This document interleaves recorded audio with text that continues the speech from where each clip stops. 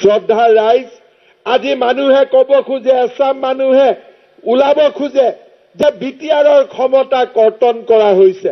মই ৰাইজক এটা কথা ক'ব পাৰো যে আজি 10 বছৰ হ'ল বিটিআৰৰ ওপৰত ডিচিৰ কোনো এখতিয়াৰ নাছিল।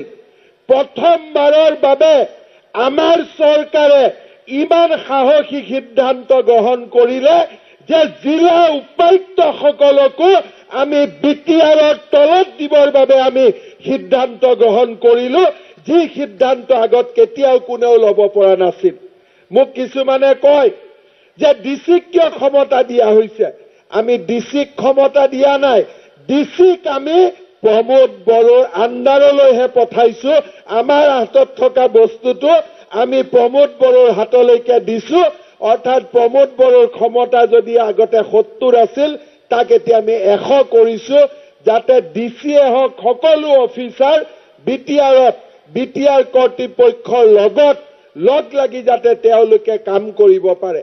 আজি যি চাম লোকে ইয়াত প্ৰচাৰ চলাব খোজে, তেওঁলোকক মই এটাই কথা কম যে কোনোবাই আমাৰ লগত যদি কথা পাতে, মুকলি মন লৈ যদি কথা পাতে, তেতিয়াহ'লে দেখা পাব যে যোৱা এবছৰত আমি প্ৰতিটো ক্ষমতা বিটিআৰলৈ হস্তান্তৰ কৰিছো।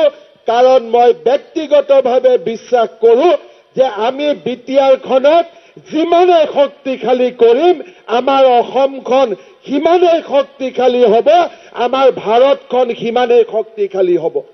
শ্ৰদ্ধাৰ ৰাইজ, মই বিটিআৰ কৰ্তৃপক্ষক অনুৰোধ কৰিম যে আমাৰ বিটিআৰখনত অযুত সম্ভাৱনাৰে পৰিপূৰ্ণ হৈ আছে।